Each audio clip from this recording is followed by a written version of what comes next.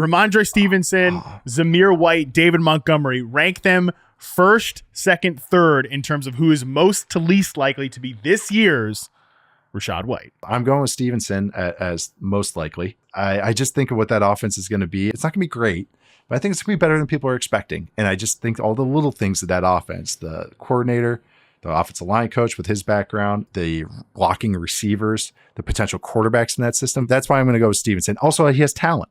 I'm not betting on a guy just because of system here. That's the cutoff between him and Zamir White, who I don't think is as talented, but might have an even more conducive system just because of what he's shown before. So Stevenson for me is one. And I guess, see, the Montgomery for me is cheating because then for me, the only thing I can see Montgomery being in the top one is if someone gets hurt. Right. So I don't want to use the hurt tiebreaker. So I guess I'm going to go Zamir White 2 and then David Montgomery 3, just because I think David Montgomery, that situation's kind of set for me, where he's that 50-50 guy, while the other two I think can maybe become those 80-20 touch guys that can really outplay these rankings.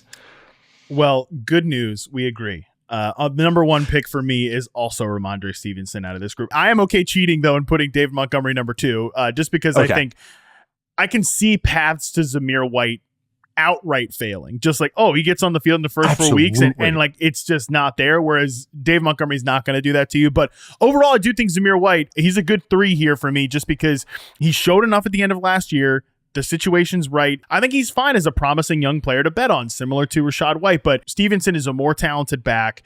There were definitely times where, from a size, speed, pass catching standpoint, he's like a bit of a poor man's like David Johnson. And I loved David Johnson at his peak. So I could just see them building that whole plane out of Stevenson. The extension and everything. So we agree.